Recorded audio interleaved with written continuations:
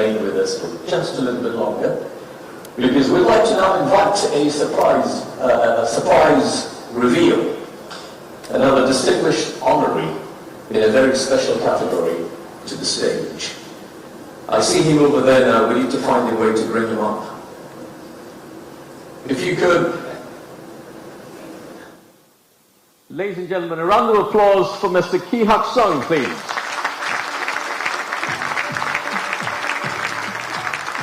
As Mr. Sung makes his way to the stage, let me just say a couple of words. He's the founder, chairman, CEO of Youngwon Corporation, a Korean multinational company specializing in outdoor clothing and footwear. The firm is a global leader with production facilities in multiple countries, not least here in Bangladesh. We're truly grateful for his 45-year-long dedication to this country and his pioneering work developing the eco-friendly Korean export processing zone over the years. And today, we are delighted to award Mr. Ki Hak Sung an honorary citizenship of Bangladesh.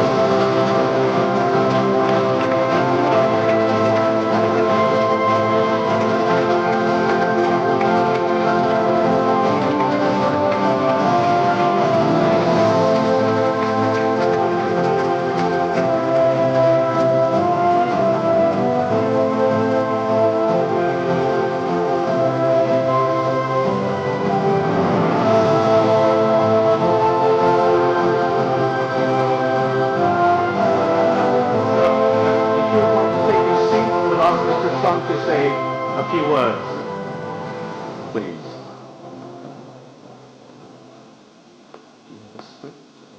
Honorable Chief Advisor and advisors and diplomats, my friends, especially friends from Chittagong, and my delegates from Korea, 35 delegates will come along. On behalf of entire Youngwon family of 72,000 in Bangladesh and another, honored as well as humbled to have this honorary citizenship.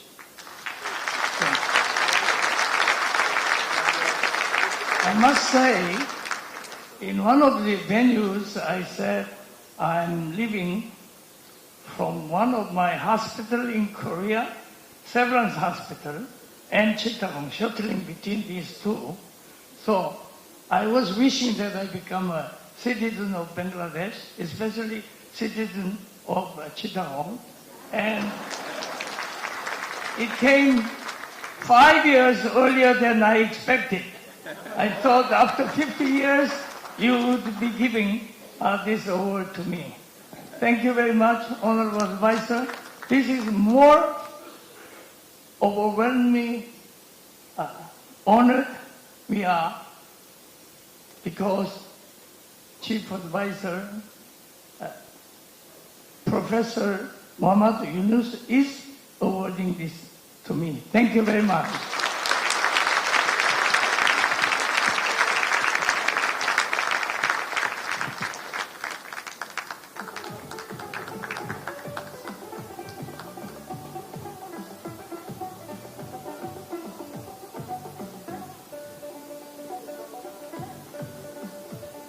So it's now time for the grand finale of the opening plenary. It's time for us to now hear from our chief guest, our chief host, and the Honorable Chief Advisor of the Government of Bangladesh. Ladies and gentlemen, please welcome Nobel Peace Laureate, Professor Muhammad Yunus.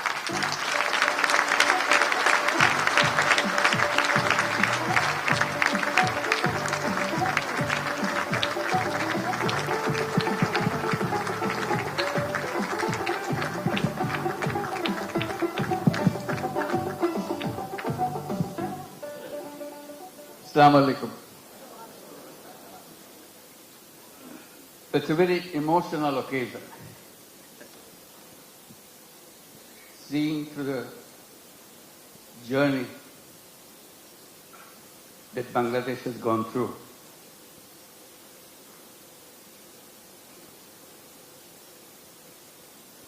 People who are just presented, they are the heroes of Bangladesh. Let's give another big applause to them.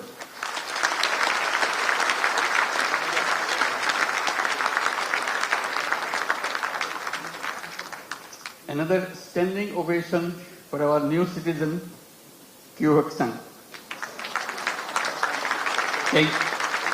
Wonderful.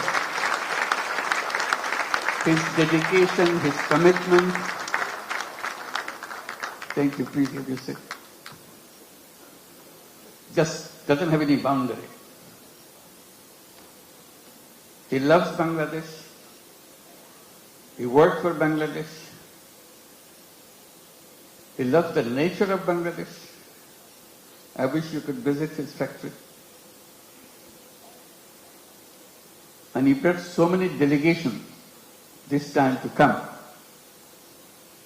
to show his new land of citizenship. Can the members of the Korean delegation please stand up so that we can give you applause? Yes, indeed. Thank you. Thank you so much. Wonderful. Yeah. Fantastic.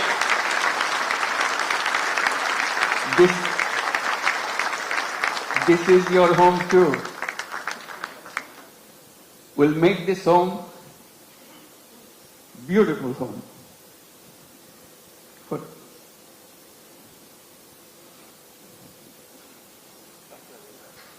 seeing them today, it's a journey that we have made the last 50 plus years. I was just remembering when we became an independent country in 1971. The celebration that we went through and commitment we made for building a new nation. Despite sacrifices of lives for achieving that independence, we rejoice. We are free. That was 1971. Then came 1974.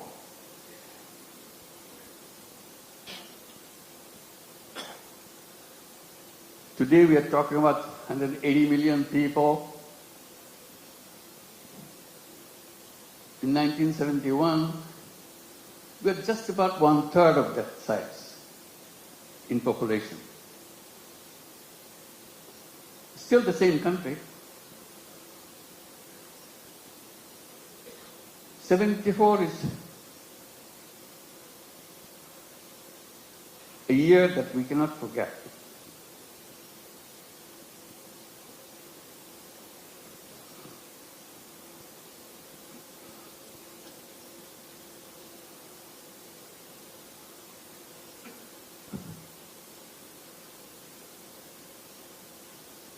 Sorry.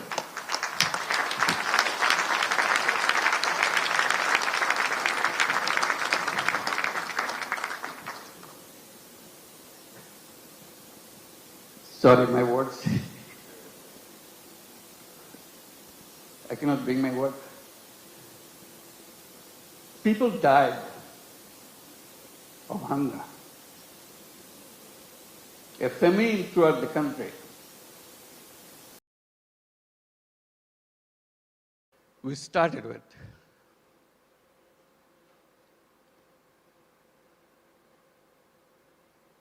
We used to grow one crop.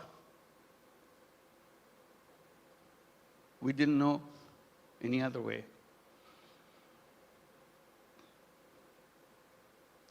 our population was known as farmers because they have no other profession.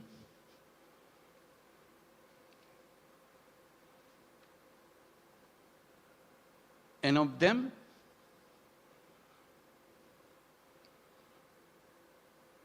three-fourths of the population were landless farmers. They had no land.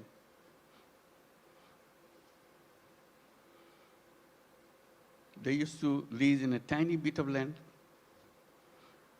from the people who had little bit of land to make a living by one crop. If you heard the word dirt poor,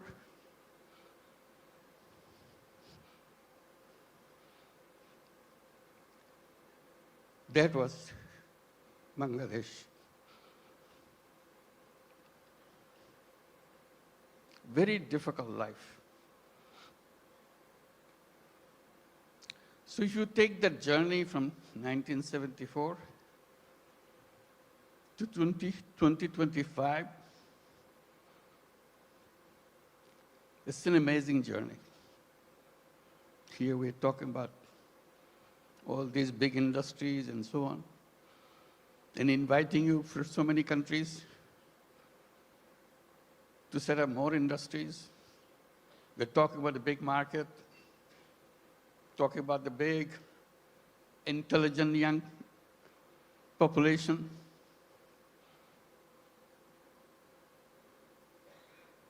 That's Bangladesh. Came a long way in a very short time.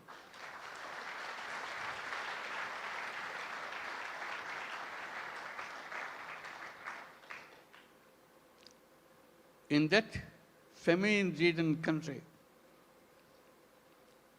one little initiative came just to relieve the burden of watching what's going on. To help people to lend money, tiny little money, $2, $3, so that they can start a business, focusing particularly, specifically on women. They are the most destitute of all. That became known as microcredit. We created a bank called Grameen Bank. Had no idea what this finally will turn out to be. But it turned out to be a global name.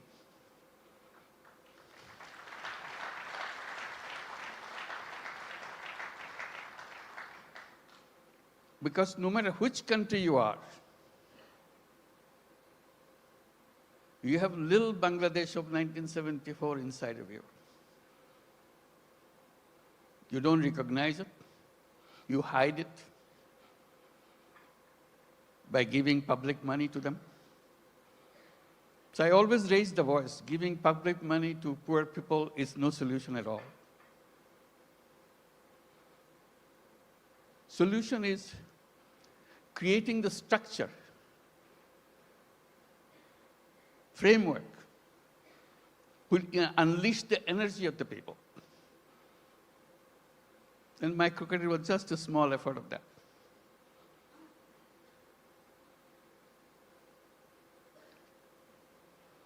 Then a crazy idea came over. When the government wanted to issue license for telephone, we had nothing to do with telephone. We didn't have any telephone in the country. Few telephone in the cities, most of them don't work.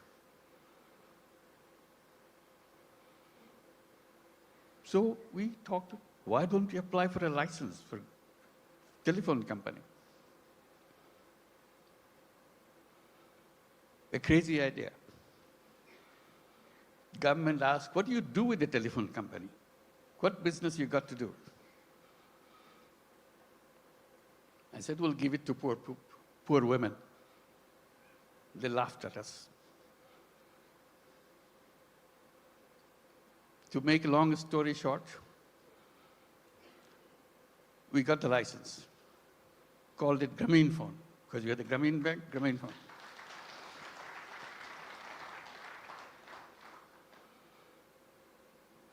Nobody wants to partner with us because we have no knowledge, nothing. Because Bangladesh is no place for mobile phone. There's no market for mobile phone. Who wants to be partner? So we knock at every door, international doors. Nobody wants to partner. Finally, someone I personally knew in Norway, who happens to be chairman of Telenor. I explained to him, can you help me? I explained why we want to do this and why we want to bring the phone to the women. He took it seriously. But the company board doesn't agree with him. They said, what, Bangladesh? We never heard a name called Bangladesh. So it's a big effort for him. The more board rejects, he comes back again, explain again. Finally, he got it through. The company assessment was, at the peak of this company, you will have 200,000 users of the mobile phone in the whole country, 200,000. And you cannot make a living on this with this kind of clientele. He told me, I said, are you crazy? It will be at least 10 times more than that. That's the way I could figure. It became the largest telephone company in the country.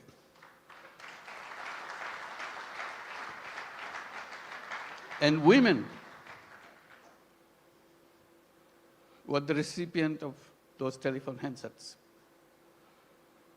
To turn them into what we call telephone ladies, sell the telephone service of the company.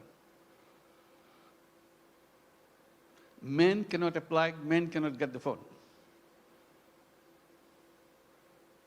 Only poor women of Grameen Bank, not all women, only poor women of Grameen Bank can get a phone.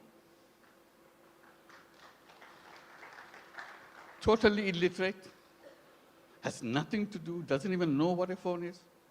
We train them. They started selling the service, saying, if you want to make a phone call to your son in the Middle East, in the meantime, Middle East saga began. So people wanted to talk. It became a roaring business. Soon, 100,000 women selling telephone service all over Bangladesh. It became so popular, everybody wanted to have a phone. Changed the whole company. At that time, there are other companies coming up around the world. They were focusing on their cities. The newspapers were covering us, not them. It became well known.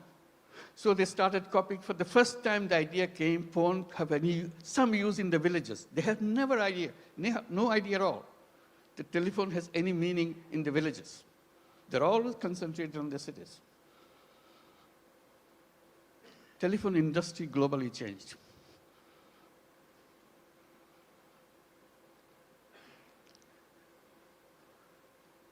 I'm narrating this story a little bit because Bangladesh is a country with crazy ideas to change the world, make things happen.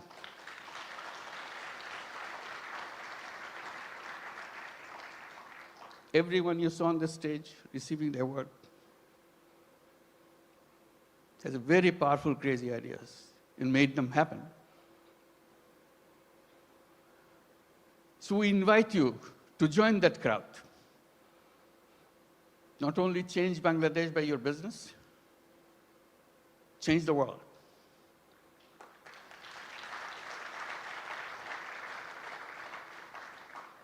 I keep reminding people, yes, you want to make profit, go ahead, make profit. Maximize as much as you can.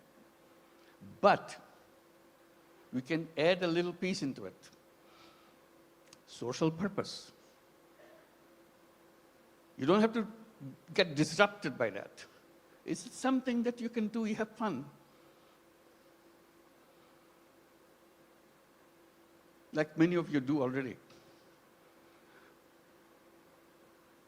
So if you want to make a business with a purpose, along with the business that we do, Bangladesh is the place.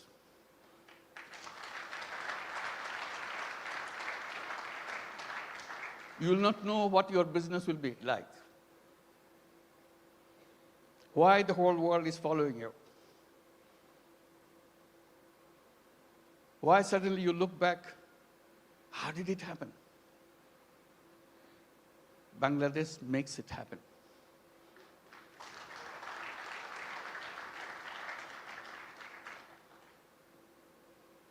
Always people explain how happy you got, you make money, we show the bottom line, fantastic thing.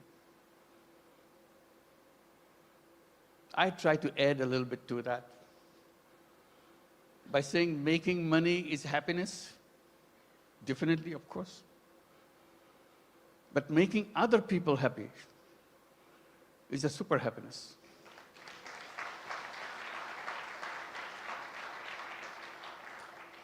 If you have business in Bangladesh, you'll have both happiness and super happiness. That you get extra with no cost. You'll be proud of what you have done. Like the people who stood here felt that. Super happy.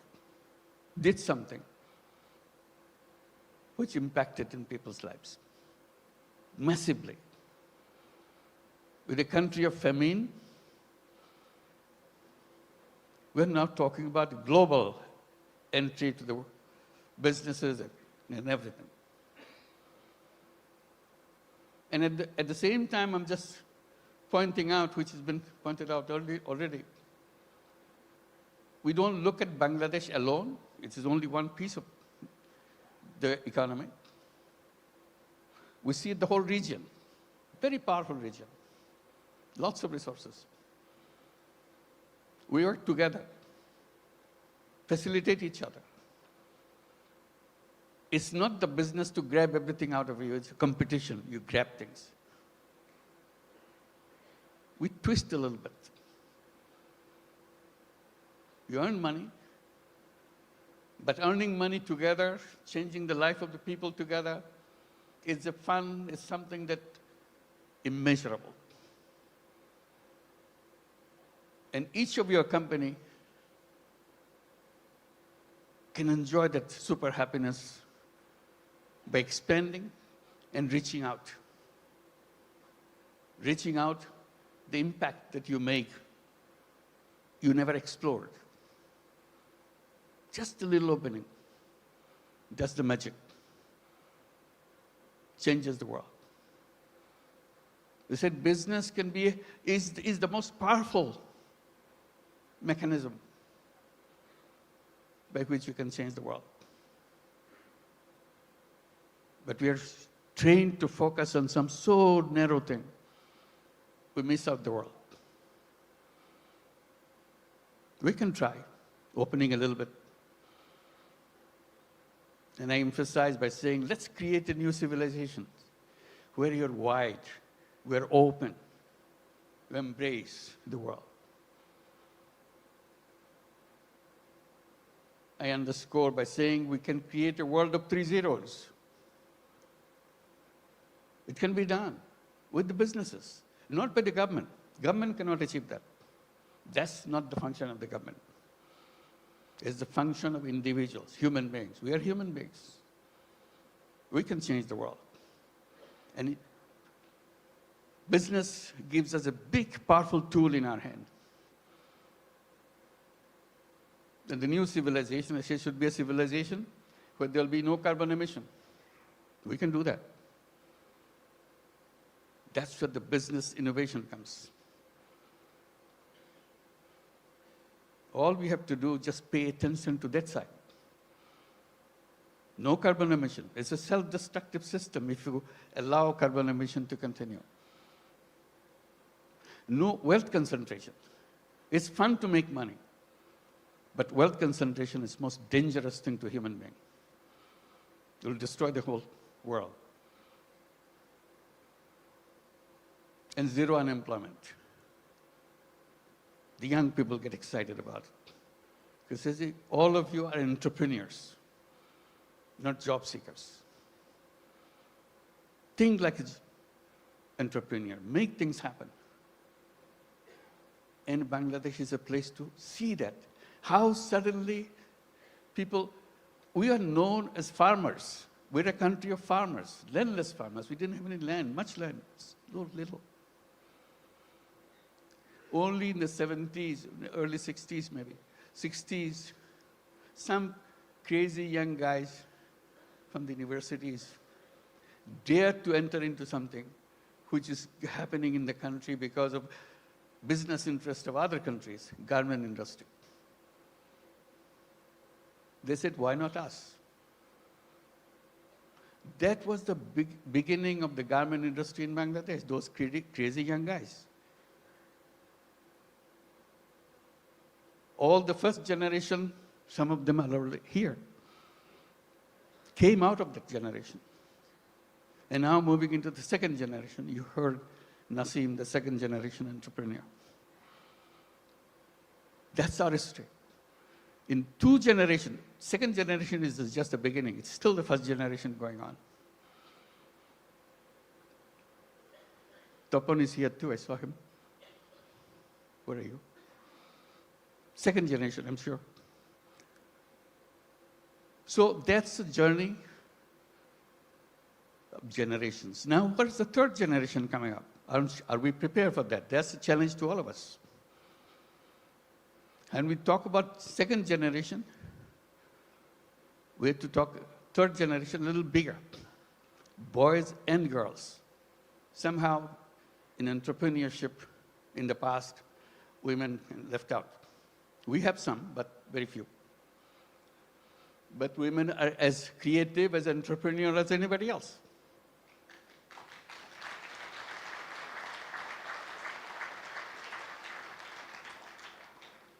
Together, those young generation will change the world. They have the technology, they have the creativity, innovativeness, and problem-solving ideas. We don't have to look at the problem the same old way that we did 50 years back, waiting for the government to do something. We people can do that. That's a chance. So today it makes me very happy that we can gather together, and talk about creating that world. It's not just business in a limited idea, which is good, but you can have another space remains unutilized. Let's use this too. And Bangladesh, the business in Bangladesh is not only for Bangladesh, that's the point. It could be for the whole world. Whoever thought that microcredit, which started in a tiny little village, now would be a prime business in the United States, Grameen America.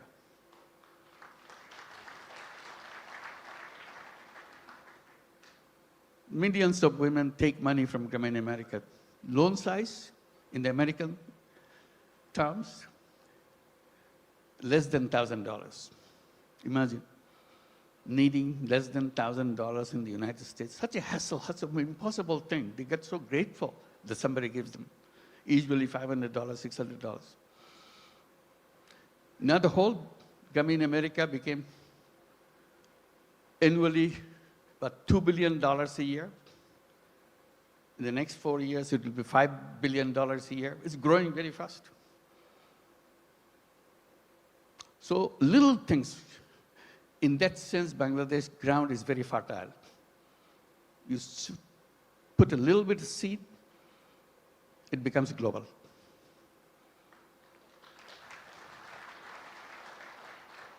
I wish I could tell all the stories that happen in Bangladesh, but I get very tempted, but they're all here. Talk to them, find out. And we welcome you to join us with that mission, creating a new world for the whole world. Thank you very much.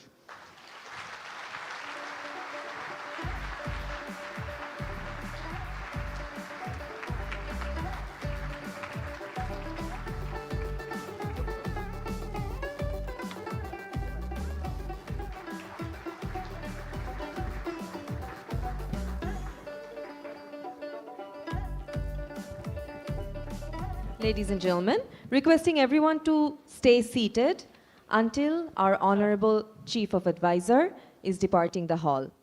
Thank you. Ladies and gentlemen, humbly requesting everyone to stay seated until our Honorable Chief of Advisor has departed the hall. Thank you. Could I get the microphone, please? Can you hear me? Okay, so we've come to the end. Thank you for staying with us for a little bit longer for two reasons. One is that the Chief Advisor is going to walk around the Youth Entrepreneur exhibition outside, and SSF would like us to stay here for the duration of that. So hopefully it'll be done in just a few minutes. But also because I wanted to say a few words, if I may. First of all, the quiz. When the Chief Advisor said Bangladesh is a country of, what did he say? What ideas? Crazy ideas. And what did he say in that same sentence? Bangladesh is a country of crazy ideas, and we? No one remembers the second part? We make things happen. That's right. Country of crazy ideas and make things happen. That is the main mantra that I'm taking away today from his points. Could we also take this opportunity to please thank our colleagues,